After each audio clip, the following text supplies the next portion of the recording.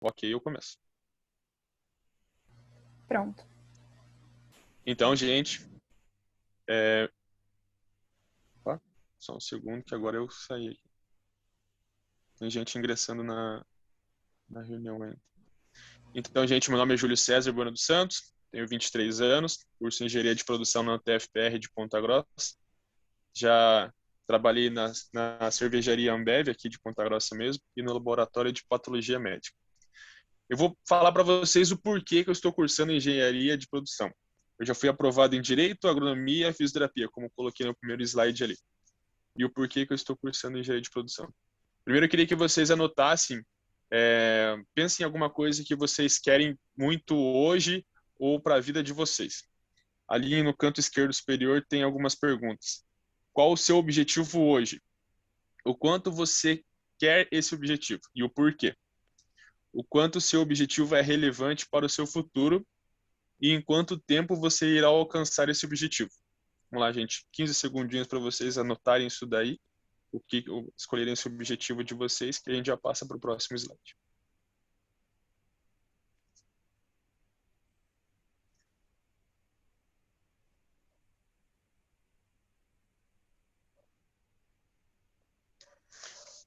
Pronto? Vamos para o próximo, por gentileza.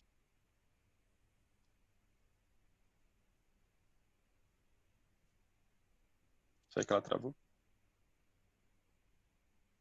Pode passar para o próximo slide, por favor? Então, o que faz um engenheiro de produção?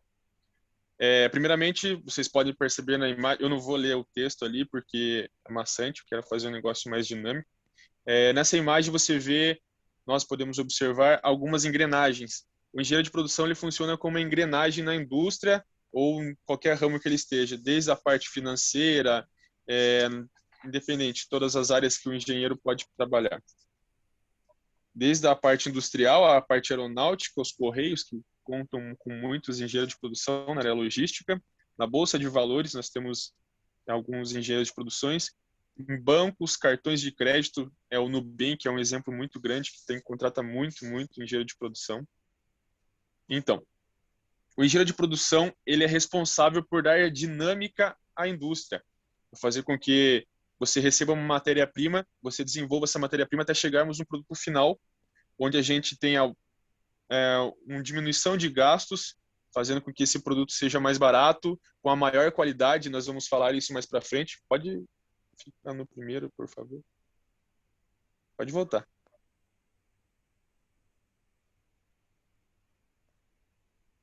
Acho que ela passou os slides, por favor, pode retornar para aquele slide que a gente estava. Gente, me desculpa, eu não sei como ele fez isso. Pronto. Obrigado. Ó, tá vendo? Eu cliquei no meu computador, ele foi sozinho. Pronto. Tudo bem. Então ele vai funcionar. Só me perdi aqui exatamente o contato. Ele vai funcionar dando dinâmica à indústria, ou à empresa ou à instituição que ele esteja alocado. Ele faz com que essa empresa tenha. Você pega o seu recurso natural ou o seu bem material e faça ele se desenvolver de forma rápida e eficaz.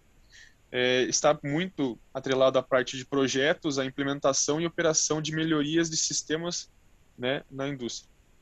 Falando isso parece uma coisa assim muito do outro país, uma coisa muito estranha, né? Mas é uma coisa muito simples e o engenheiro de produção ele tem um diferencial muito grande dos demais engenheiros porque ele é um engenheiro gestor, um engenheiro que está gerindo a indústria. Então ele tem que ter muito conhecimento, sim, da parte de cálculo, né, a parte de engenharia, mas ele é um engenheiro que está mais atrelado à parte administrativa e gerenciamento de processos. Pode pular, por gentileza?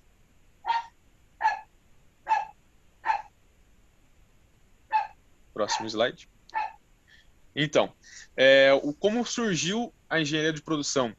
Hoje atualmente ela é conhecida como uma profissão do futuro, né?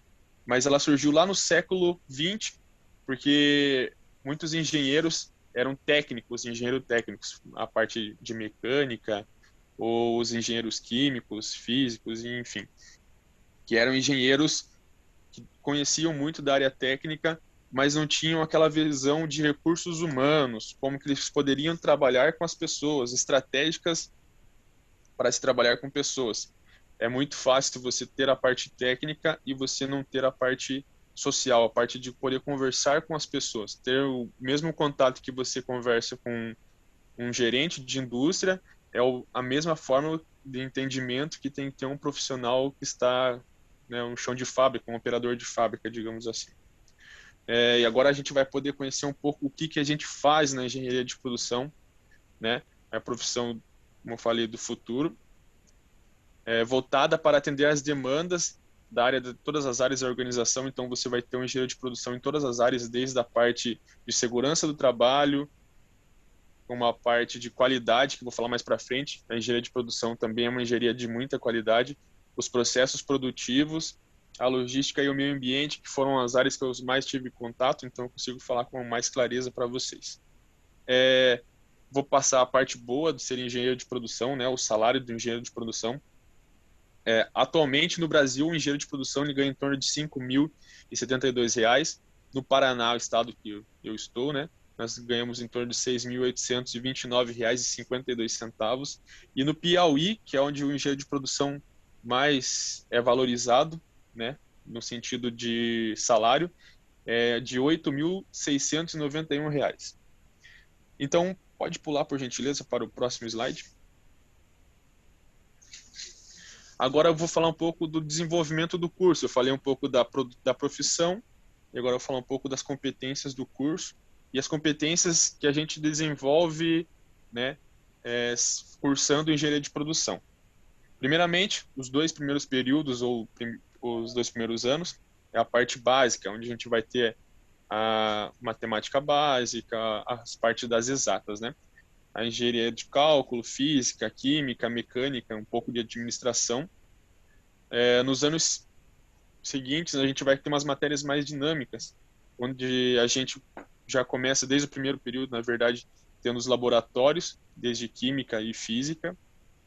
As matérias dinâmicas que eu digo são mais focadas na parte profissional do curso, entende? Onde as pessoas conhecem um pouco mais a sua profissão, têm mais acesso à engenharia de produção. Mais para frente do curso, nós vamos ter os estágios, né? Que é a parte onde a gente consegue colocar em prática tudo que estamos aprendendo durante o curso. Aí temos o nosso TCC, né? Que são trabalho de conclusão de curso, onde todos sofrem um pouquinho. Em torno de 5 anos, mais ou menos, que a gente demora para conseguir passar todos esses estágios. De 5 a 6 anos, na verdade, né? Alguns têm uns probleminhas ali no meio do caminho. O que é normal, gente. Não pensem que vocês, sendo ótimos em cálculo na escola, vocês serão ótimos em cálculo na universidade. Eu era assim e hoje eu posso ver que é muito diferente. São coisas diferentes que você aprende de formas diferentes, então é muito natural que a gente tenha um pouco de dificuldade. Mas as dificuldades estão aí para a gente superar, correto? Então, só fazendo uns comentários ali. Nesses primeiros anos de engenharia, você vai ter a parte básica, como eu falei, e durante esses anos você faz uma viagem de conhecimento entre todas as engenharias, desde a parte mecânica, a parte da química, a parte elétrica básica, automação e também engenharia civil, porque mais para frente do curso a gente pode notar que teremos a parte de projetos industriais, onde a gente vai colocar em prática tudo que a gente aprende durante esses períodos básicos. As grandes áreas de engenharia de produção, a gente pode falar, que é o gerenciamento de produção, como que a gente pode gerir uma empresa e quando que a gente pode produzir. A gente tem esses cálculos, a gente tem algumas áreas específicas da empresa que cuidam só dessa parte. E lá também tem um engenheiro de produção. A engenharia de qualidade, onde eu comentei para vocês, que é uma das áreas mais importantes da engenharia de produção, que vamos imaginar um carro. Quando você vai comprar um carro na concessionária, o que vocês desejam que esse carro tenha? Segurança, ele tenha potência, seja bonito, forte, rápido, sem defeitos. Essa é o que a gente pensa e é assim que um engenheiro de qualidade funciona. Ele vai gerir um produto, vai desenvolver um produto que ele seja bonito, que ele tenha mercado, que ele não tenha defeitos, seja rápido, né? Que tenha consumo e assim que a gente gere a parte de qualidade. A engenharia de finanças também, que é uma coisa muito importante, não só para a empresa, e a gente tem isso daí muito no PCP, que é uma área focada só nessa parte de finanças, junto ao financeiro também está cuidando muito disso, e também temos o engenheiro de produção nessa área. Ele cuida da parte da gestão, né, da empresa, como que a gente pode obter lucro e onde investir, onde a gente não deve investir, como a gente pode gerir nossas finanças, não só na parte da empresa, mas sim com a parte pessoal também. A área de ergonomia, que eu não coloquei no slide, mas eu vou falar para vocês, que é a relação entre homem e máquina. Como que a gente pode ter trabalho de vida, como ter qualidade de vida no trabalho, sem ter pessoas machucadas, evitando acidentes, enfim. Já falando de acidentes, nós temos a segurança do trabalho, que são uma das áreas da engenharia de produção, como que a gente pode realizar trabalhos de forma segura, sem colocar em risco a saúde das pessoas, dos nossos colaboradores. E dentro da engenharia de produção, na área de segurança do trabalho, foi onde eu trabalhei inicialmente na Ambev, a gente tem acesso às NRs, né? Algumas NRs que são normas regulamentadoras, onde os trabalhos devem ser compreendidos dentro dela. Temos o trabalho em altura, que são alguns exemplos, né? Trabalho em altura NR35, espaço confinado que é NR33, e uma das NRs mais perigosas de todas que a gente tem no trabalho e na engenharia de produção é a NR11, que é eletricidade, onde acontece muito acidente e aonde o engenheiro de produção tem que estar muito perto e sempre estar próximo. Aí para frente nós temos também a pesquisa operacional, que é onde o engenheiro de produção tem mais envolvimento com os cálculos. Ele vai imaginar como se ele colocasse um óculos na linha de produção. Ele olha todas aquelas máquinas como cálculo e ele imagina como que ele pode fazer para fazer aquele cálculo ter mais lucro e fazer com que aquela máquina produza mais e gaste menos. É mais ou menos isso, uma coisa mais de forma mais sucinta. Os sistemas de informação, a gente tem muito engenheiro de produção que também está alocado dentro de grandes multinacionais ligadas à internet, como Google, Microsoft, porque é ali que a gente consegue produzir sistemas que nos ajudem no dia a dia e no dia a dia das empresas também, como o sistema SAP, por exemplo, que é um desenvolvedor de sistemas para indústrias. A engenharia de produtos também é uma das grandes áreas da engenharia de produção.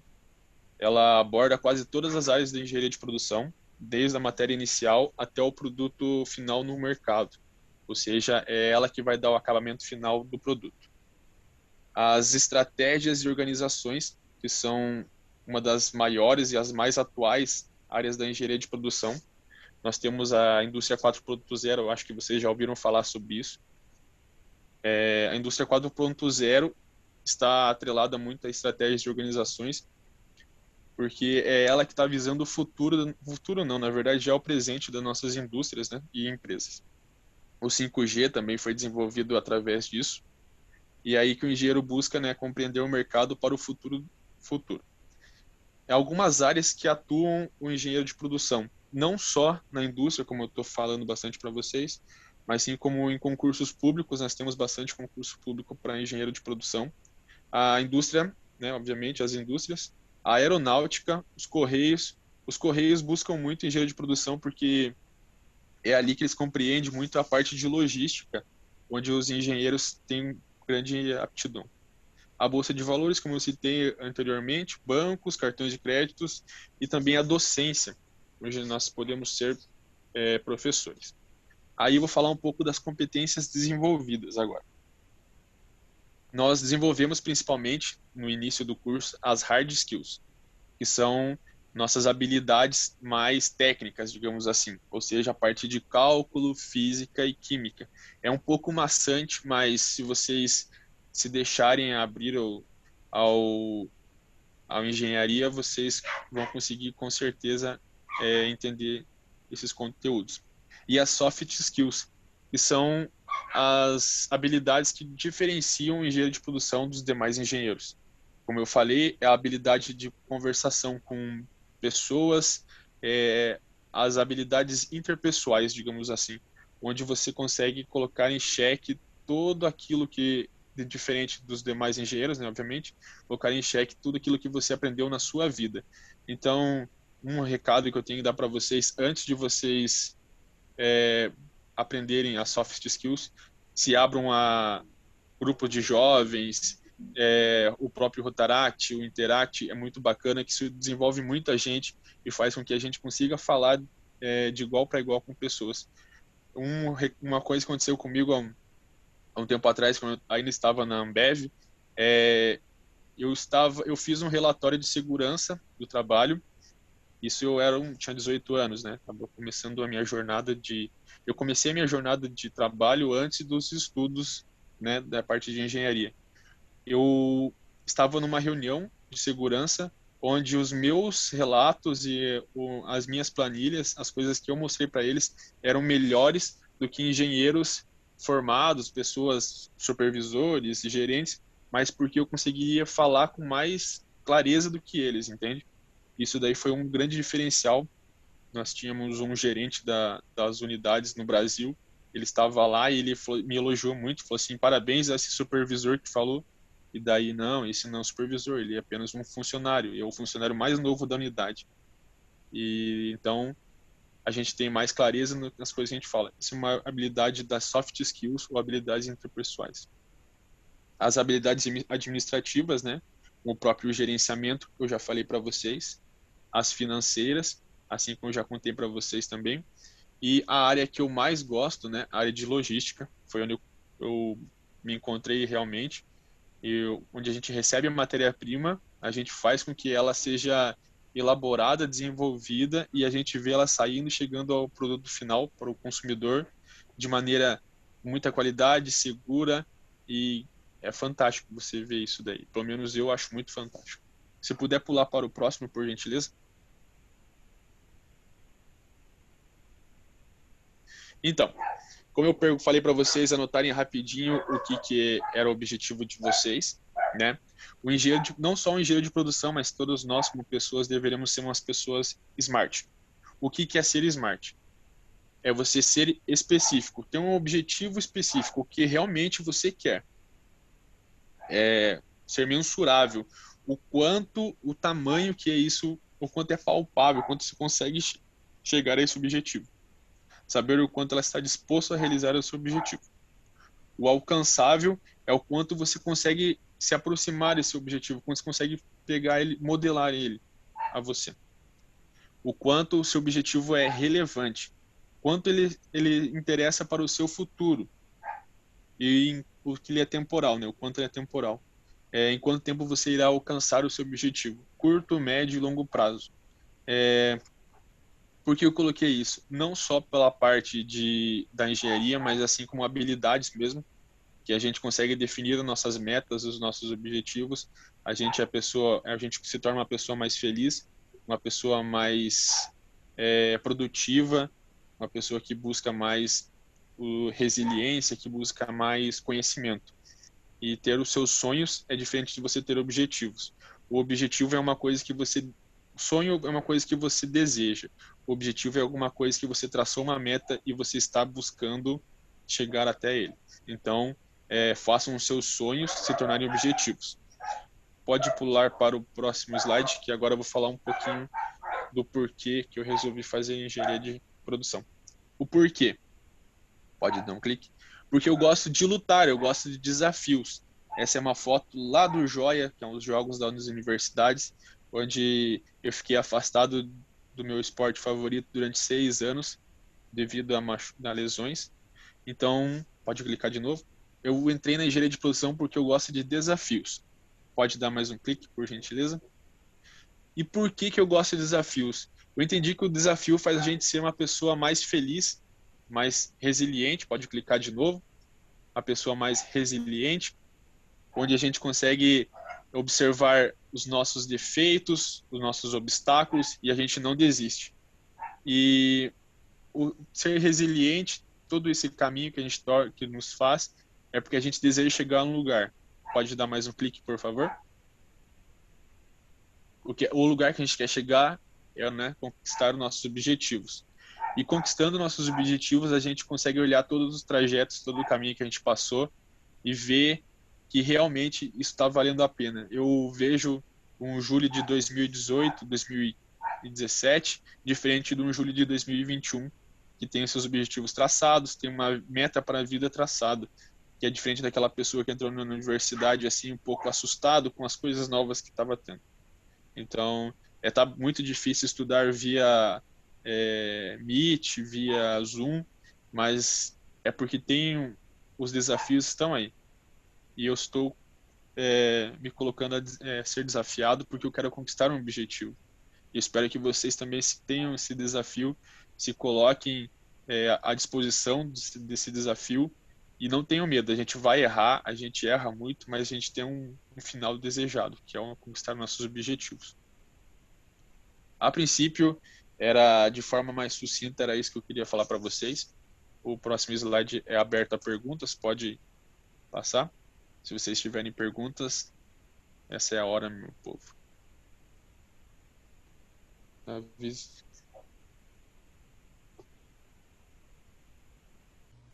tenho, na verdade, uma pergunta. Pode falar. Ela é mais relacionada com o próprio mercado de trabalho dessa área de logística e também com o mercado de trabalho que você atua. Na área industrial, você diz isso? Assim, para você, por gentileza, citar um exemplo assim da atuação do engenheiro de produção na área de logística e também para você falar Sim. um pouquinho mais sobre o seu trabalho atual, se possível. Então, o meu trabalho atual é um freelance, não é nada na área de engenharia de produção. Na área de logística, eu era responsável por recebimento de materiais, então eu recebia todo o material que chegava na fábrica, né, fazia as conferências e destinava eles para as suas áreas. E também era responsável, em alguns momentos na empresa, da a recepção no sentido de materiais para a produção da cerveja, no caso. Ou seja, eu tinha muito contato com o fornecedor, você vai ter bastante contato assim, tipo, meio externo, meio interno da fábrica, da área produtiva, no caso. Entendi, obrigada. Tem mais alguém que tem alguma pergunta?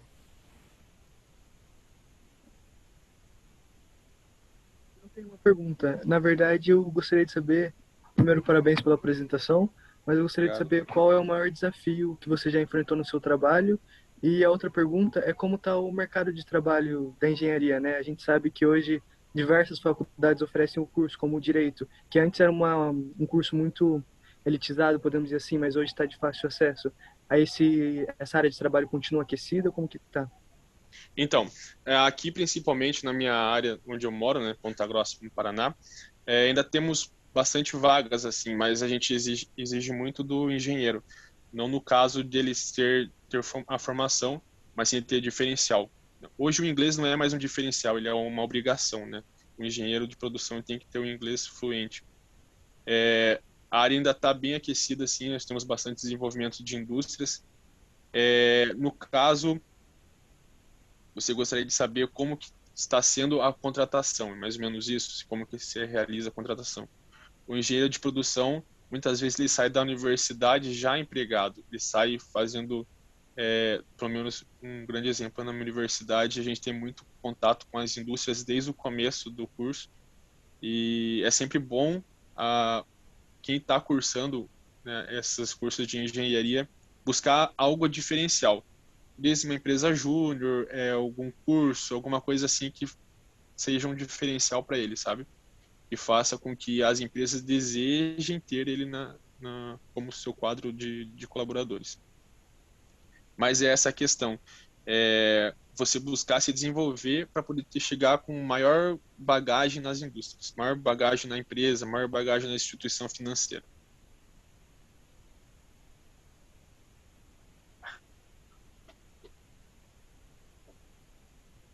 Alguém tem mais alguma pergunta?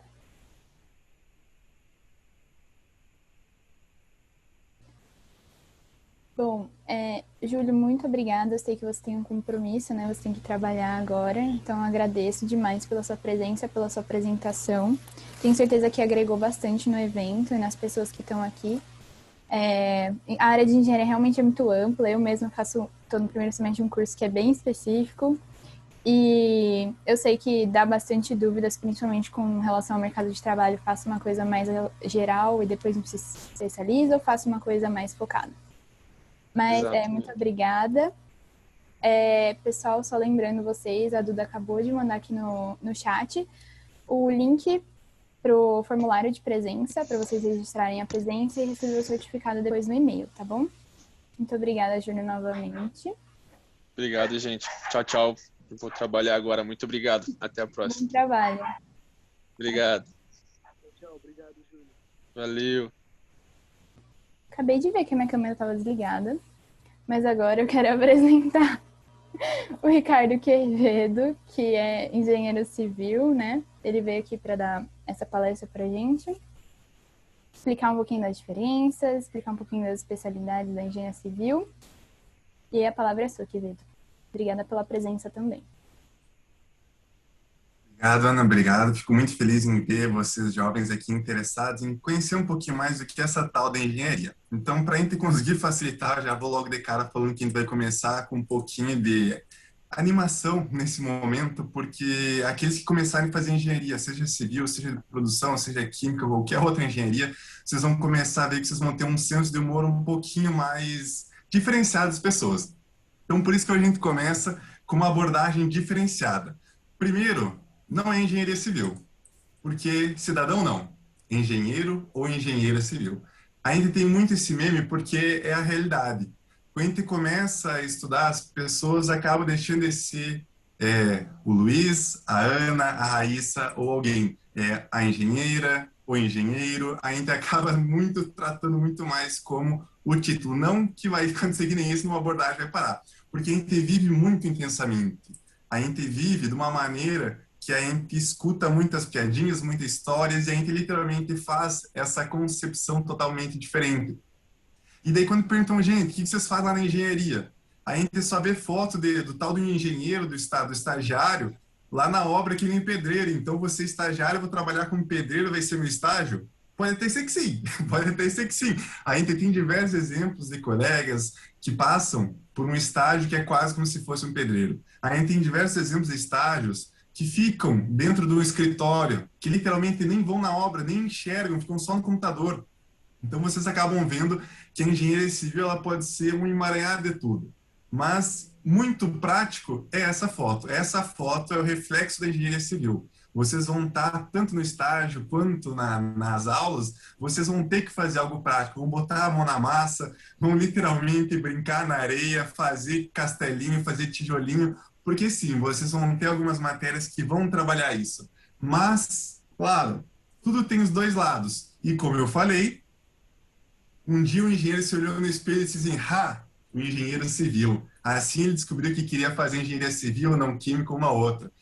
Claro, novamente, o engenheiro, quando a gente vira engenheiro civil, engenheiro químico, mecânico, qualquer uma delas, a gente fica com um humor muito peculiar. A gente começa a olhar as obras e fala, isso é obra do cão. Coitadinho do cão, não consegue passar direito ali o nosso concreto. Mas a gente sempre quer fazer um marketing nosso também. Então, que nem ali o Júlio está fazendo o freelance dele, saiu para conseguir fazer o job dele, mas a gente tem que fazer a obra ficar feliz. Então, contrate um engenheiro, a gente vai deixar essa obra de vocês feliz. Só que muito mais do que isso. A gente tem que lembrar que não é só a execução como engenheiro, a gente tem o durante. E essa cena é muito realidade. É muito realidade. A gente vai no banheiro, pega ali 2 minutinhos, 30 segundos, só para tomar aquela água, dar aquela aliviada, conseguir botar a cabeça de volta, e tu olha o quadro, tá desse jeito. Muito realidade. A gente brinca que começa alguns exemplos da engenharia, a gente tem algumas frases que são literalmente frases, porque não tem número, só tem letra, verdade verdadeira, só tem letra, e dois números antes das letras, e quando vê, a gente já está na terceira folha do caderno, rabiscando ainda, e vai muito além. E começou tudo com algo que cabe dentro do Twitter, dentro de 140 caracteres, que dá um hashtag quase. Então vocês vão ver muito que literalmente essa é uma realidade. Mas, meu Deus do céu, muito difícil, não vou fazer. Calma. Dá uma confiança para nós aqui, que daqui uns 15 minutinhos vocês vão estar convencidos que engenharia é uma boa. Se não vão estar, pelo menos vão ter um bom conhecimento do que vocês não podem ter aqui. Porque, literalmente, a gente achou que era tão fácil construir casinha. Diziam pra gente, brinca de Lego lá, é só colocar tijolinho sobre tijolinho. Brincar, colocar no The Sims, ou chegar lá no Minecraft, ou no Habbo Hotel. É tão fácil fazer isso, montar uma casinha. Será que é assim na realidade também?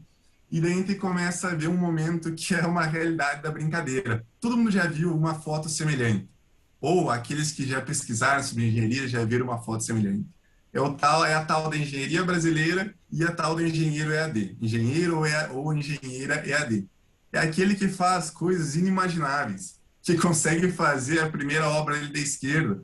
Começa numa casinha pequenininha e quando vê, é uma pirâmide invertida, ela já está gigante em cima. Ou faz essas escadas que tu mal consegue saber se é para subir ou para descer, ou literalmente é só decorativa. Que tu pensa assim, meu Deus, como é que eu vou subir e vou descer nessa escada? Vou ter que fazer que nem marinheiro agora, de subir e descer a escada de costas, porque subir não precisa. Ou a nossa última da direita, que desafia até mesmo as leis da física, que a gente olha a casa, não é possível que fizeram em tão pouco espaço uma casa, mas sim, gente, vocês vão conseguir ver que a engenharia ela consegue literalmente trabalhar com o impossível. Quando falarem impossível, chama um engenheiro, uma engenheira, e eles vão dar uma solução para vocês. Se não vão dar uma solução, eles vão dar o caminho. Então, fiquem tranquilos que a engenharia é muito de resolver os problemas. Literalmente, tem problema, tem engenheiro para resolver, engenheira para vir resolver o problema. Só que daí a gente começa a sair um pouco dos memes e começa a olhar um pouco mais a realidade. Essa foi uma realidade minha durante um ano. Quando eu trabalhei um ano, eu comecei a ver um pouco da realidade que não era só os papéis, que não era só o material, que não era só o computador que era meu estágio anterior. A gente começou a ver um pouquinho mais e perguntava, cadê o tijolo? Cadê os tijolos que a gente vê nas casas? Cadê os tijolos? Cadê tudo que a gente sempre vê nas obras de engenharia? A gente começa a olhar assim, poxa, mas essa é uma obra diferente. Será que não vai ter tijolo? Será que vai ter aquelas técnicas novas com a parede fininha que chamam de drywall? Será que vai ser só envidraçada? O que vai ter aqui? A gente começa a olhar e fica um pouco, às vezes, pasmo, porque tu começa a se olhar, ficar pensando, nossa, mas podia acontecer isso, podia fazer. Tu começa a vibrar junto com a obra enquanto tu tá trabalhando nela. Claro, se tu fizer ela desde o início, tu vai sentir aquele amor por ela acontecendo. Só que ao mesmo tempo que tu tá trabalhando, se tu chega numa obra que ela já tá na metade, por exemplo, às vezes tu se vê num mato. Literalmente, tu se vê num mato cheio de quase como se fosse árvore. Por quê? Porque existem todas as etapas da obra. Existe a etapa bonitinha, como a gente mostrou para vocês agora e vai ter daqui a pouco de novo, e existe aquela etapa que vai ser literalmente mão na obra, mão na massa, que a gente vai ir com uma roupa branca e vai sair com ela preta de tão suja que ela vai estar. Então ela vai estar vamos se sujar, vamos se molhar assim, vamos se molhar, vamos dar risada assim, vamos dar risada, e aquilo que sempre brinco, vamos tomar coca com os pedreiros, Quem não tomar coca, não tem problema. E daí a gente vai voltar de novo para admirar a obra como um todo. Só que não é só a construção. Nessa foto aqui tem muitas percepções que a gente pode ter ao longo dessa imagem. Bem na direita embaixo aqui para vocês, tem quase como se fosse um casebrezinho, que na verdade é o que eles chamam do almoxarifado, ou onde guardam os materiais, onde os pedreiros, os carpinteiros, o encanador, grande parte da equipe tem seus materiais. Tem um local para ficar trabalhando protegido da chuva. Claro que dá para trabalhar ali embaixo também, dá sim. A gente consegue ter várias soluções. Aí bem aqui em cima da grama parece quase como se fosse uma cerca. Na verdade, são os arames, a armação que vai estar dentro das nossas vigas, dentro do nosso prédio, dentro desse cinza que é o nosso concretado. Então a gente começa a trabalhar e começa a ter a percepção que a obra não é especificamente só a construção. Ela tem todo um entorno por trás e tem até esse escorregador que a gente pode pegar e fazer ui, descer nele da risada. Só que na verdade não, a gente vai utilizar ele para facilitar a nossa vida. Porque nesse caso específico, aquelas árvores, aquela madeira que eu mostrei para vocês, era no terceiro andar, ou no segundo pavimento que tem ali. e eles estavam tirando essas madeiras. Então, descer pela escada, Deus do céu, aí vai ficar o Hulk de tão forte que a gente vai estar trabalhando. Então, eles facilitam a vida. Essa é mais uma função do engenheiro, facilitar a vida de vocês com soluções. E essas soluções, mais cedo ou mais tarde, elas ficam bonitinhas. Elas começam a ficar dessa forma. Elas não vão trabalhar somente com engenheiro civil. Vocês vão trabalhar com arquitetos, engenheiros mecânicos, engenheiro eletricistas, engenheiros químicos, engenheiro de produção. Vocês vão trabalhar com diversas engenharias em conjunto. Aquelas janelas ali, algumas vocês conseguem ver, outras parece que está com a imagem cortada. Na verdade, é uma solução da arquitetura em conjunto da engenharia para trabalhar o conforto térmico. Ah, aquele espaço que tem ali, que está entrando, que parece que tem uma parte faltando prédio, que parece que faltou material e resolveram encolher ele um pouquinho. Na verdade, é um charme que foi feito para conseguir passar uma encanação, para passar uma tubulação, para passar alguma ideia. Então, a gente brinca muito que quando vocês verem uma parede que não parece estar batendo com o prédio, é porque ali tem alguma solução, que tem um resultado, tem uma ideia, que a gente consegue resolver nossos problemas.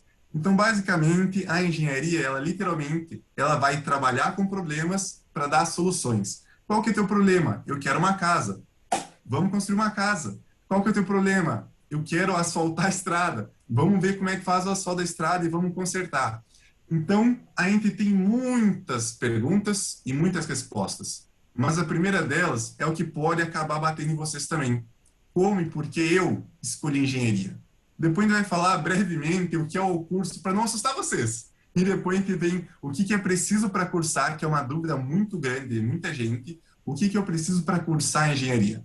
E depois a gente chega na parte que agrada grande parte do pessoal, as possibilidades de trabalho e junto uma etapa assim de qual que é a remuneração que ganha um engenheiro civil. Só que quando a gente vai falando, eu vi ali que vocês já ouviram o Júlio falando que a engenharia, não só civil ou a de produção que é dele, ela abre um leque de produções muito grande. A gente pode trabalhar como engenheiro civil na construção.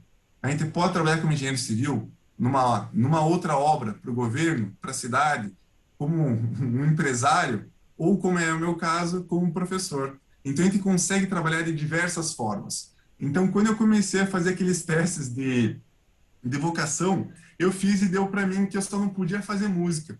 Eu não entendia nada de música. Eu sou um zero à esquerda. Literalmente, não sei nem escolher música. Sempre tem que pedir para alguém escolher. E aí a gente acaba vendo que, meu Deus do céu, vou fazer o quê? Vou olhar o que me dá mais opções.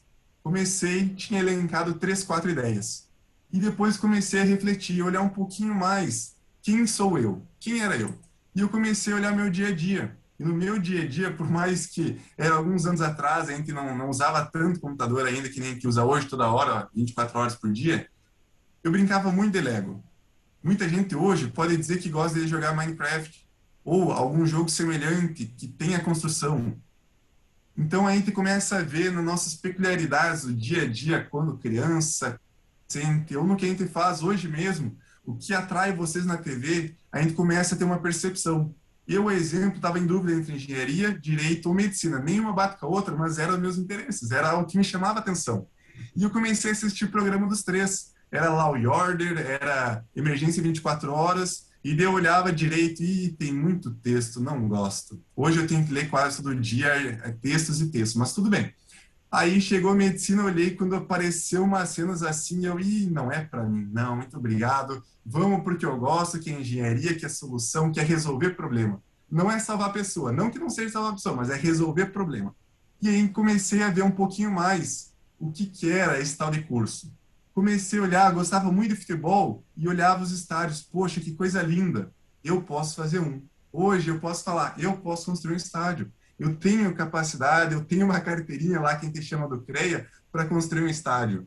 Eu consigo ver e entender um pouquinho mais por que a torre de Pisa está torta, por que ela não cai.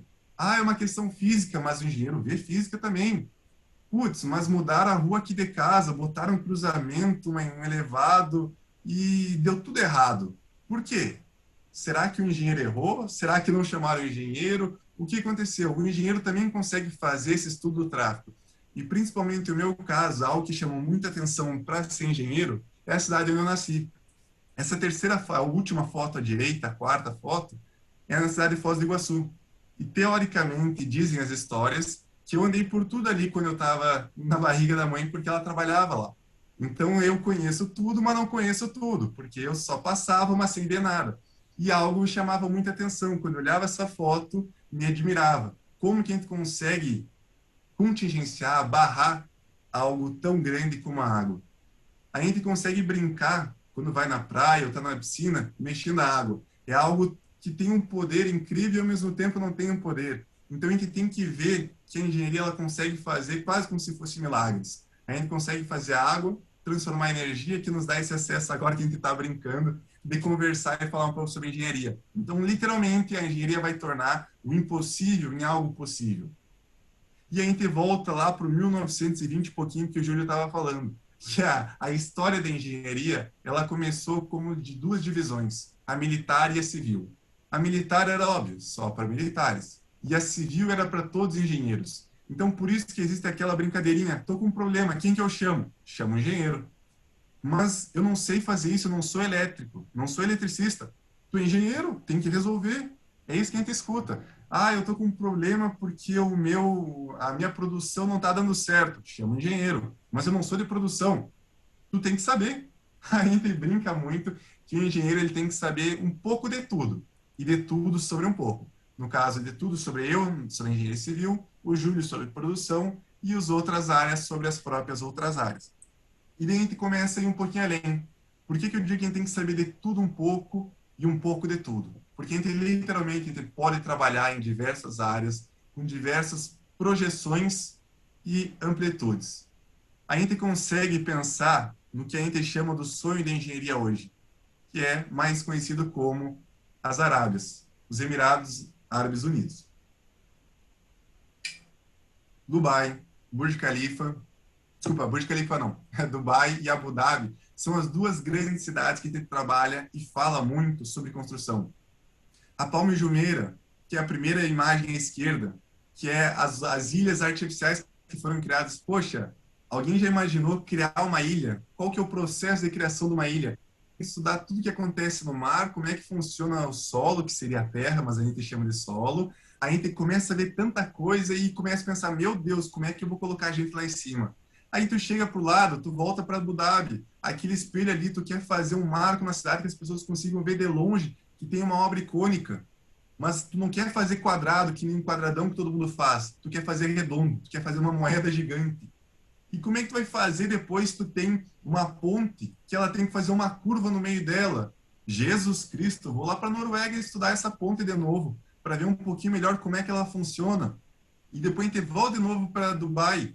A gente chega no famoso hotel de 7 estrelas, o único hotel de 7 estrelas do mundo, o Burj Al Arab, ou a Vela Árabe, na tradução literal. Então, a gente vê que a gente consegue trabalhar engenharia não só com arquiteto, com outros engenheiros, a gente consegue trabalhar com turismólogo, consegue trabalhar com pessoas da hotelaria, e daí a gente desce um pouquinho, sai lá da Europa e Oceania, a Ásia, desculpa, e vai para os Estados Unidos, em direção de Miami, Key West, que a gente pega essas avenidas que são infinitas, em cima de água e água e água, é quase 3 horas de rodovias em cima de água, e a gente chega embaixo ali naquela que está um pouquinho escondida, mas nossa igreja em Brasília, construída pelo JK.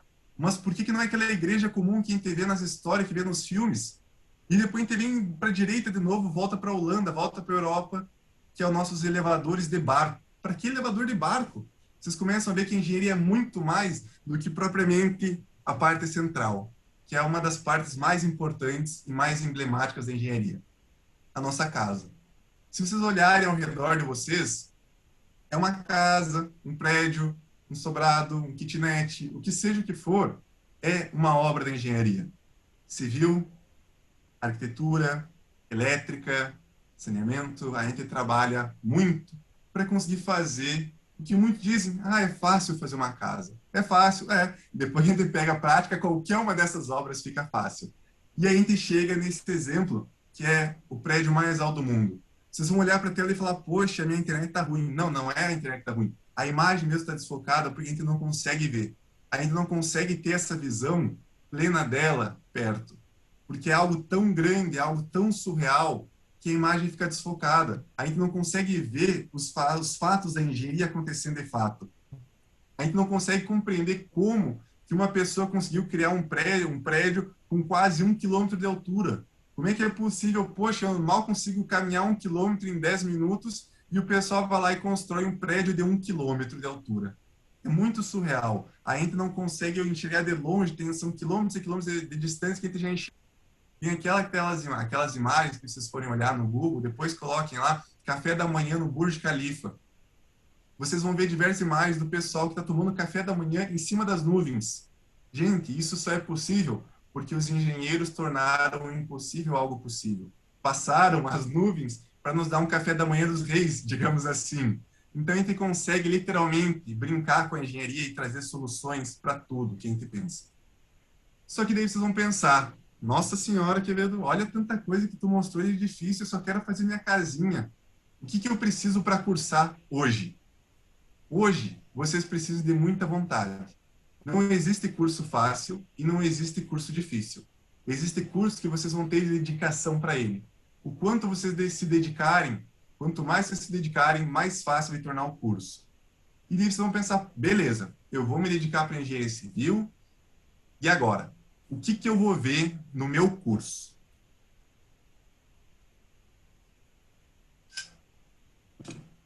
Isso é só um pouquinho. A gente vai conversar de cálculo, engenharia, mecânica, laboratório de química, mecânica geral, análise de expressão textual, cálculo numérico, laboratório de eletricidade, ondas, física, termodinâmica, equações diferenciais, fundamentos de economia, fundamentos da engenharia, filosofia, engenharia de segurança do trabalho, meio ambiente, engenharia de energias, engenharia de sociedade, sociologia, expressão gráfica, projeto auxiliado, empreendedorismo, estatística, ética, legislação, álgebra, entre tantas outras engenharias que a gente tem. Por quê? A gente tem que estudar todas as possibilidades daquele leque gigantesco que eu quase não comentei com vocês. Porque se a gente fosse comentar todo o leque, a gente tinha que começar lá às 2 horas e a gente não ia ter acabado ainda até agora, que a gente ainda está falando das possibilidades.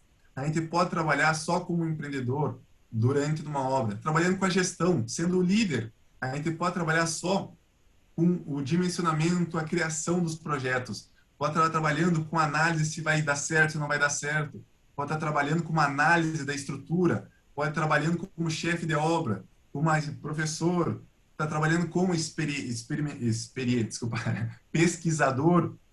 Pode estar trabalhando literalmente na obra, na produção, trabalhando com obras, com maquinários, fazendo experimentos, fazendo criações de teorias da engenharia para melhorar cada dia mais os materiais, as possibilidades, resolvendo soluções para problemas.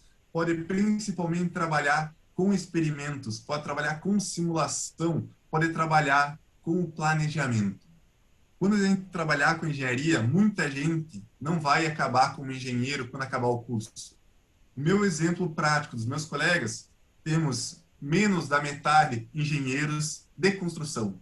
A grande parte foi trabalhar em prefeitura, trabalhar em empresa, trabalhar em construtora, trabalhar até mesmo em outras áreas que não são da engenharia, mas os conhecimentos da engenharia trouxeram as capacidades para fazer essa adequação na sua vida. E daí a gente começa a ver aonde a gente vai poder aplicar isso de fato, que não é só a balela do que eu aqui falando. A gente pode trabalhar na construção urbana, a gente pode trabalhar no shopping, a gente quem no shopping vai ser construído por um engenheiro. O aeroporto para nos levar de um lado para o outro, ou a própria rodoviária, vai ser realizado por um engenheiro, que nem o brinquedo estádio, um engenheiro. Só que tudo que a gente vê em cima da terra tem algo embaixo. É aquilo que a gente chama da fundação. O exemplo do Burj Khalifa tem muitas e muitas brincadeiras que botam a contagem de quantos Cristos Redentores tem de concreto lá embaixo. São mais de centenas e centenas de Cristos Redentores que estão enterrados nas areias de Dubai para conseguir manter aquele prédio lá em cima. Então, quando a gente olha a brincadeira de um iceberg, a gente só vê a ponta do iceberg, é exatamente como uma construção. A gente só vê a ponta de uma casa. A parte que está embaixo, que está enterrada, a gente não enxerga. E ela é essencial. E a gente também pode trabalhar com a gerência de recursos. A gente pode trabalhar só com a manutenção, pode trabalhar só com reparo, pode trabalhar só com assistência. A gente pode trabalhar também na questão hidráulica. A gente pode trabalhar, às vezes, só com soluções para resolver problemas. Pode trabalhar com o saneamento da nossa cidade. A gente brinca muito que tem aqueles dados da OMS, Organização Mundial de Saúde, que um dólar investido em saneamento é 4 dólares economizado em saúde.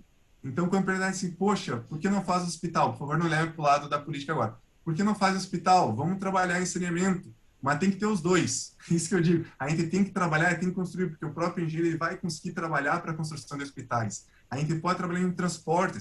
A gente tem que trabalhar com rodovias, ferrovias, trabalhar com trens também é muito importante. Viadutos, portos, metrôs, viadutos. O aeroporto também, trabalhando com o estudo das linhas de voos. A gente vai ter um porto, o engenheiro vai ter que trabalhar.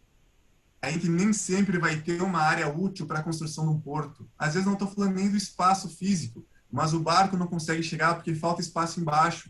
O rio, o rio, o lago, o oceano, ele tem uma parte do oceano que ele está pegando embaixo, então não dá certo. A exemplo que aconteceu lá no canal do Suez, ao mês passado, que ficou atravessado aquele barco, eles tiveram que fazer uma engenharia gigantesca para ver como é que eles iam fazer. Se iam esperar a lua, que aconteceu, que a maré subiu, então melhorou um pouco porque ele conseguiu ter um pouquinho mais de sustentação. É tudo uma questão de engenharia para conseguir resolver os problemas. Claro, às vezes os problemas levam tempo para ser resolvido. Levam, mas a gente consegue ter soluções.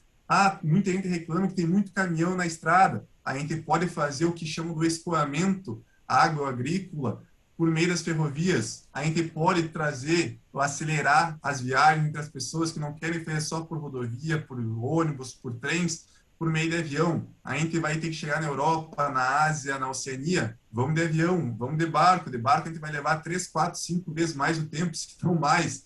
Aí a gente tem que também trabalhar com o telefone, a gente tem que ligar. Antes a Duda me ligou, Quevedo, cadê tu? A gente vai começar. Ela ligou porque tinha uma torre de infraestrutura que tinha essa transmissão desses telefones. Então, de novo, tem que trabalhar com engenharia eletricista, engenharia de comunicação, que a gente consegue fazer tudo isso. E a gente tem literalmente as nossas estradas, as nossas ruas. Que nem eu brinco. No dia que vocês começarem a fazer engenharia, vocês vão olhar para fora, vocês vão olhar assim, nossa, isso é engenharia, isso é engenharia, isso é engenharia. Vocês vão ver engenharia em quase todo lugar na vida de vocês. E não só isso, ela está muitas vezes enterrada. Ela está enterrada, está em túneis, está em canais de tubulação, está em canais de fiação, ela está no asfalto que a gente está passando, que a gente nem se dá conta que é uma engenharia que foi toda feita para dar certo. E também uma imagem famosa que pelo menos eu gosto muito, é da transposição do Rio São Francisco. É algo que é para dar uma solução. Então, de novo, a engenharia ela vem para melhorar a qualidade de vida, vem para resolver problemas e vem para dar soluções para coisas, para questões, para problemas que até então seriam impossíveis de serem solucionados naturalmente. Então, a engenharia tem essa capacidade de analisar o todo da cidade, não só no estado macro, que seria tudo que a gente pensa. A gente pode pensar no meio ambiente também. Mas eu não quero concretar tudo. Beleza, a gente vai ter soluções. A gente vai fazer canais para nossa cidade não ficar alagada. Quem segue o Perrengue Chique no Instagram, toda hora vê uma cidade alagada e fala, gente, vim para a engenharia, olha como é que está a rua aqui toda alagada, como é que eu vou embora? Então, a engenharia ela pode trabalhar para melhorar o próprio turismo. Ela pode trabalhar para ajudar a sua cidade a ficar cada vez melhor. Minha cidade tem seca. A gente pode trabalhar com uma solução para fazer que eles chamam de cisterna ou um tanque de água para conseguir ficar com aquela água que chove durante o tempo que chove e quando não tem, que faz a famosa estiagem, a gente ter essa água para conseguir tomar, conseguir ter o nosso dia a dia normal. Então, literalmente, a engenharia ela serve para melhorar a qualidade de vida de vocês. E daí vocês vão perguntar, beleza, estudei, aprendi, vou melhorar a vida das pessoas, vou realizar o sonho das pessoas, que é conseguir sua casa, seu prédio, sua obra, mas e agora? Agora a gente tem que começar a olhar um pouquinho mais sobre a engenharia civil.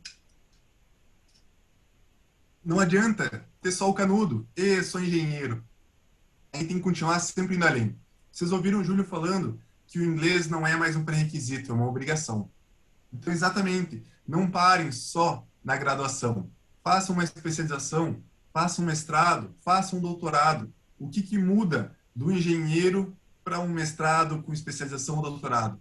Ambos têm possibilidades, mas a especialização melhora naquele critério que eu falei lá no início. Saber um pouco mais sobre tudo, dê um pouco. O mestrado e o doutorado também vão isso.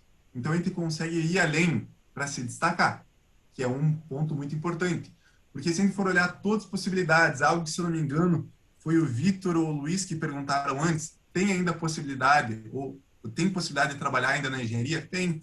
A gente pode trabalhar na supervisão, pode trabalhar com estudos, pode trabalhar na assistência, direções de obras, trabalhando com vistoria, trabalhando na análise técnica, trabalhando, ensinando as pessoas, fazendo orçamento, fazendo controle de qualidade, trabalhando na execução, fiscalização, produção, condução, execução novamente, entre outras tantas áreas que a gente pode. A gente consegue trabalhar com edifícios, estradas, aeroportos, tudo que a gente pensar em transporte está envolvido com engenharia. Tudo que a gente pensar da água que chegou até nós, para a gente conseguir pegar e beber uma água, como é que chegou essa água na nossa casa?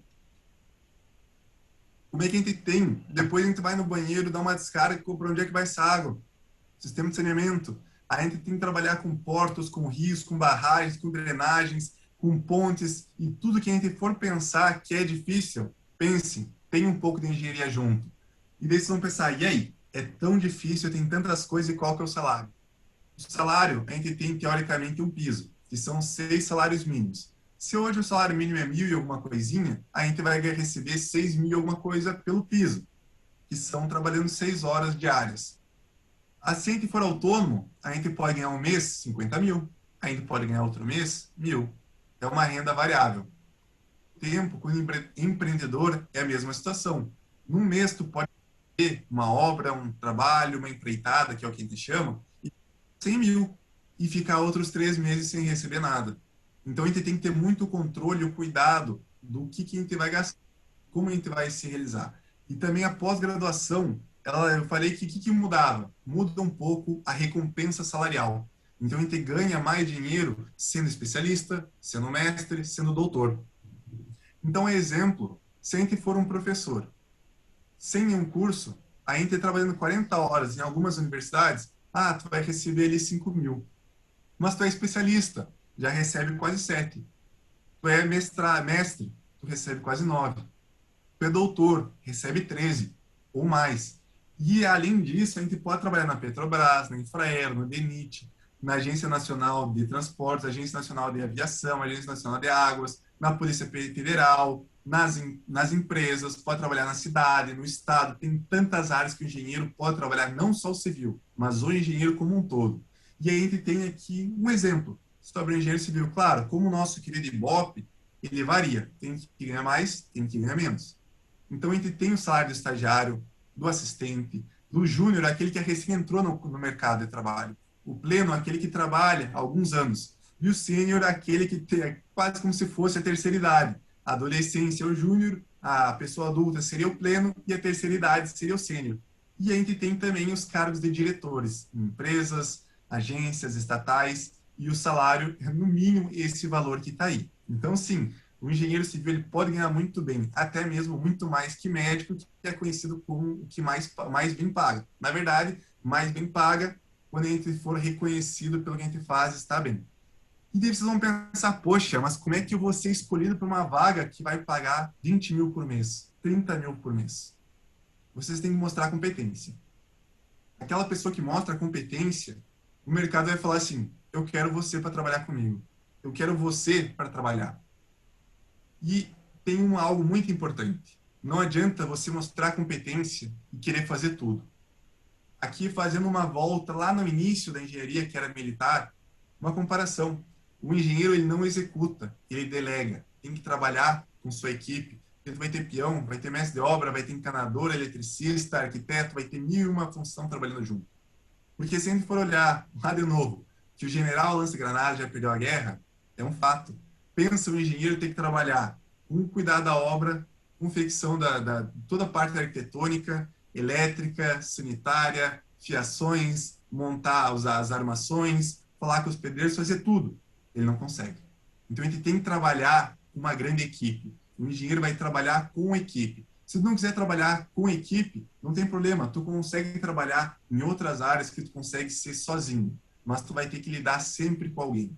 Então, a gente tem que ter muito cuidado qual o tipo da engenharia que a gente vai querer. A gente pode trabalhar sozinho ou pode trabalhar com muitas pessoas. Mas, principalmente, quando a gente pensar em ser engenheiro, a gente precisa ter disposição para estudar e aprender constantemente. E o mais importante, você tem que ter admiração pela área. Vocês têm que ter admiração porque o mercado de trabalho ele vai estar de portas abertas esperando a chegada de vocês. Quando vocês olharem cenas como essa e olharem, nossa, os olhos de vocês brilharem, vocês ficarem sem palavras, vocês estão prontos para começar um curso de engenharia e no final vão estar fazendo essas cenas se repetirem no dia a dia de vocês. Obrigado.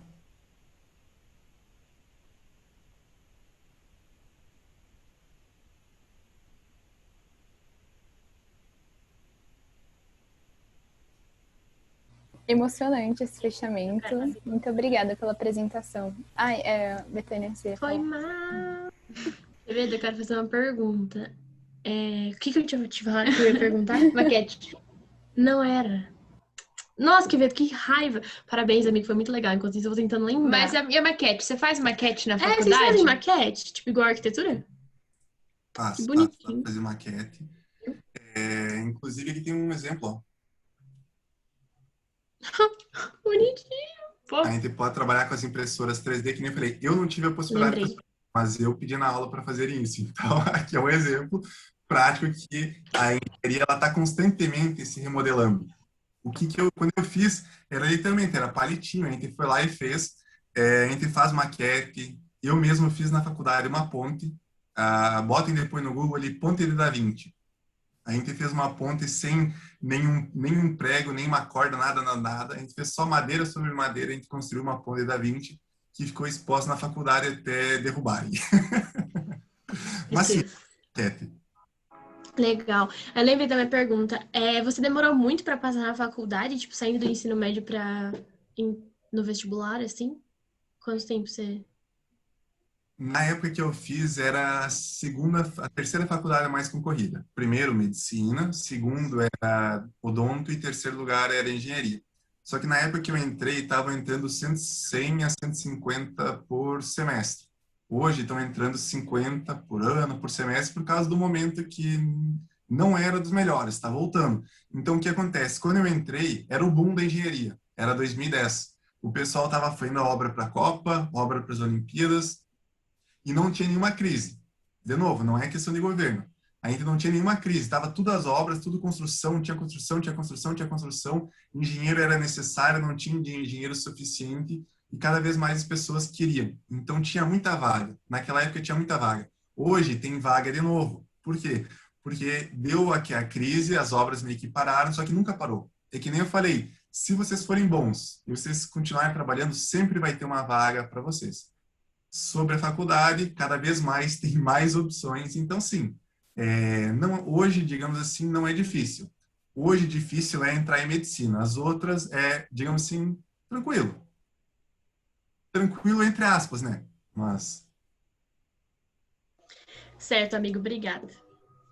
Eu queria só falar, tem duas perguntas aqui no chat. Você quer que eu leia? Sim? Então, a pergunta da Sofia, primeiro ela agradeceu pela apresentação e parabenizou. Ela faz técnico em edificações e o que ela mais escuta é que o mercado está saturado. O que você acha dessa fala? É algo muito bacana, mas as pessoas acabam falando isso por causa muito de medo. Porque, a exemplo de algo que não aconteceu comigo, mas aconteceu com conhecidos, os professores não ensinavam tudo. Porque tinham medo que quando se formasse, fosse trabalhar exatamente na mesma área. Só que se a gente for fazer uma conta e for ver quantas pessoas a gente tem no Brasil e tem no mundo, a gente tem falta de engenheiros. Faltam engenheiros hoje, faltam técnicos em edificações. A edificação, todo dia, ela tem que fazer alguma reforma. Se a gente for olhar mais tecnicamente, as pinturas. A gente tem a norma de desempenho da pintura que ela tem que durar 1 ano. Então, o que significa? Que todo ano um prédio vai ter que ser pintado. Olhem lembrem aquela última imagem, ou a cidade de vocês, se vocês moram numa cidade maior, tipo uma São Paulo da vida. Imaginem pintar aqueles prédios todos os anos. Vai ter que ter um técnico em edificação, vai ter que ter um laudo, vai ter que ter uma pessoa cuidando daqueles itens. Então, querendo ou não, sempre vai ter uma empreitada, sempre vai ter uma atividade, alguma realização que o engenheiro vai estar trabalhando. E falando em termos mais práticos, quando eu me formei, nós se formamos no mesmo dia 83 engenheiros civis, e desses 83, quase com certeza. Uns 60 a mais tem trabalho numa empresa, num fixo, tem sua própria empresa. Outros 20 mudaram totalmente o ramo, mas todos eles têm um trabalho. Então, não dá para dizer assim que saturou o mercado, porque está todos eles empregados. A segunda pergunta é da Raíssa. Ela perguntou qual a especialização da energia que cria fontes de energia limpa e sustentável.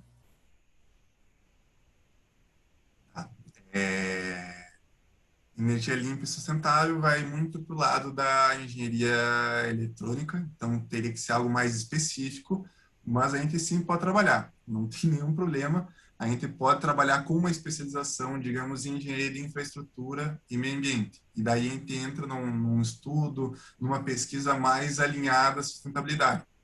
A exemplo do doutorado, eu estou fazendo infraestrutura, mas a gente teve toda uma matéria que foi só sobre itens sustentáveis, desde a geração de energia até a própria edificação ser com material sustentável, e aqueles selos que tem nas empresas, que é o selo LEED, um selo, as mil variedades que tem.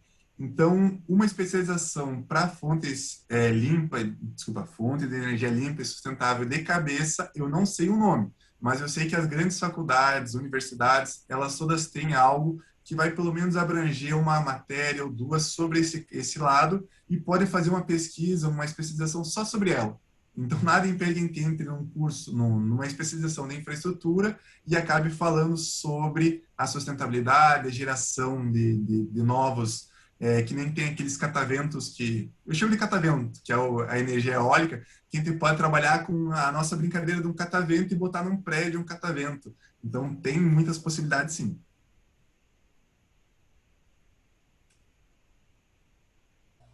A Sofia fez uma outra pergunta sobre a área da engenharia biomédica, se você conhece alguém que trabalha em hospitais e laboratórios com essa engenharia.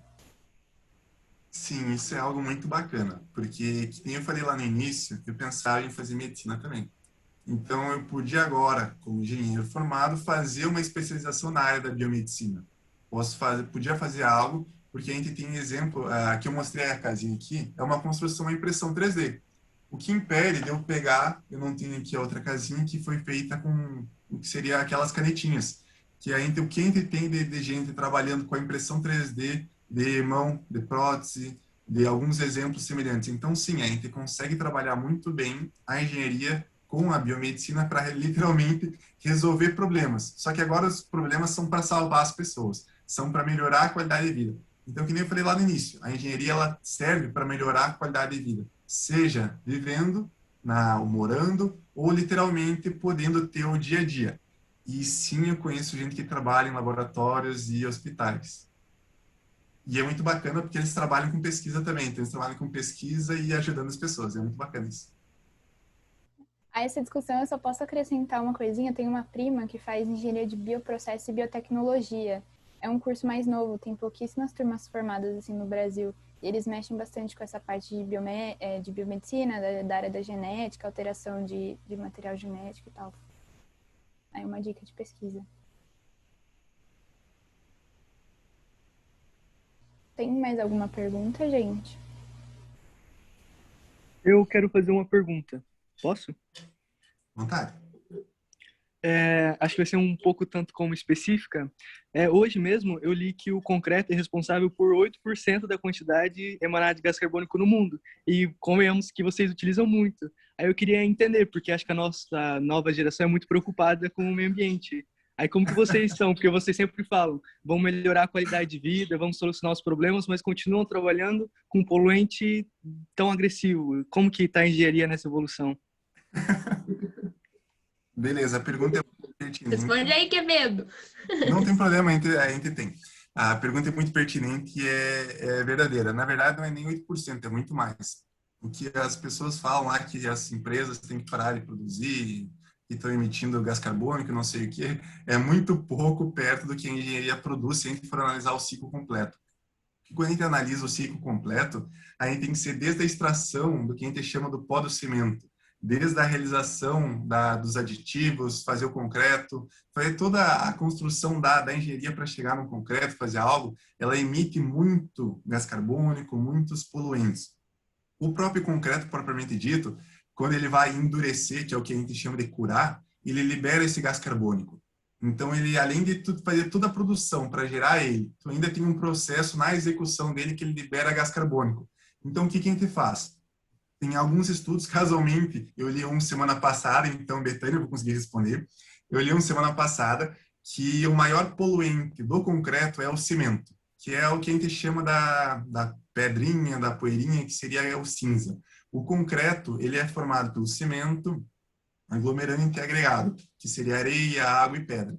Só que essa parte do cimento é o que mais gera poluentes. Então, o que que existe hoje? Se vocês forem olhar numa empresa para comprar, eles vão pedir para ti, tu quer qual tipo de cimento? CP1, CP2, CP3, CP4, CP5, se é cimento branco, se é cimento ari, vai ter 1001 variedades. Por quê? Eles começaram a reduzir há um bom tempo, lá em 1980, só que não tem muito alarde, muita fala ainda sobre isso, para começar a reduzir não só a emissão, mas muito mais por questões econômicas, porque o cimento, propriamente dito, é caro. Então, quando tu acha uma solução que consegue fazer o mesmo papel do cimento, ele consegue tu reduzir essa emissão e melhorar a tua questão econômica. Então, o que eu li semana passada é que eles conseguiram fazer o mesmo efeito do cimento sem cimento. Eles pegaram areia, colocaram um composto químico na areia e conseguiram repetir o efeito do cimento na areia, só que era algo numa escala quase como se fosse essa casinha, era literalmente algo muito pequeno que eles ainda estão estudando para conseguir replicar em grande escala. Mas hoje, o que hoje é feito? O meu próprio estudo de doutorado vai muito nessa área, porque a gente está utilizando aqui uma pedra, a gente moe essa pedra, usa ela em termos quase microscópicos, para aumentar a força ou a resistência do concreto. Então, quando a gente aumenta a resistência do concreto com algo que já é da natureza, que não precisa fazer toda essa produção, ele ainda acaba colocando menos cimento e acaba tendo menos emissões. Então, quanto mais precisa a gente tiver mais soluções, mais alternativa, menos soluções, menos emissões a gente vai ter, só que isso não é muito falado. A gente fala muito só sobre os valores brutos e não pequena escala, como é os exemplos da minha pesquisa ou algumas outras pesquisas.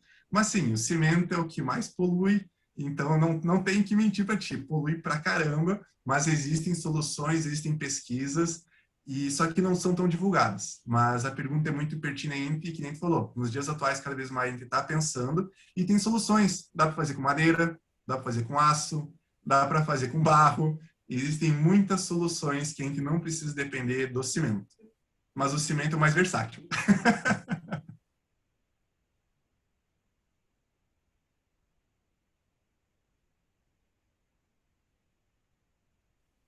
Beleza. Tem alguém que tem mais alguma pergunta? Acho que não, né? Então, beleza. Muito obrigada, Quevedo, pela sua apresentação. Foi realmente muito, muito legal, muito interessante. Seus slides são tudo. E a gente agradece por você ter ainda ajudado a gente, né, agora aqui no tempo, até porque não sei se alguém aqui estava aqui esperando engenharia mecânica ou algo do gênero, que a gente até divulgou que teria, mas o nosso palestrante teve um imprevisto, então ele não pôde estar presente. Mas os cursos que a gente teve, né, engenharia civil e engenharia de produção, nossos palestrantes foram muito legais e eu acho que deu para captar bastante conteúdo e, quem sabe, ajudar vocês aí na decisão. Então, era isso. Eu peço agora que vocês liguem a câmera, quem quiser, né, que a gente vai tirar um print para a gente depois compartilhar com as nossas redes sociais. Então, quem quiser ligar a câmera aí, fiquem à vontade. Você quer que eu tire o print ou você tira, Duda? Eu posso tirar, Ana. Parece aí. Ok. Todo mundo ligando a câmera agora. Ah, muito massa. Vai. 1, 2... Ah, não, peraí. Tem mais gente ligando. Amiga. Aí, agora foi. 2, 3 e... Tirei 3. Um deles deve ter ficado bom. Então é isso, gente. Muito obrigada pela presença. Quem veio aqui para assistir, o Quevedo que veio aqui para falar com a gente. Muitíssimo obrigada. Muito obrigada, pessoal. Só lembrando que a gente não precisa passar na sala principal, a gente não tem mais nenhuma programação, os nossos sorteios já ocorreram. Então agora tá todo mundo que ficou o evento todo, nós agradecemos, tá todo mundo liberado. E se vocês quiserem mais informações, acesso às fotos, vai ser tudo postado no Instagram da própria NGIO Interact Brasil. E não se esqueçam de preencher o formulário Se vocês quiserem o contato de outros palestrantes também, do Júlio, por exemplo, tem lá nas publicações do Instagram da MJIO também. Vou mandar aqui o link do formulário para quem quiser receber o certificado. Aí. Valeu, galera. Muito obrigada. Beijo, gente. Boa noite pra vocês e boa semana. Tchau. Tchau, tchau, pessoal. Obrigado.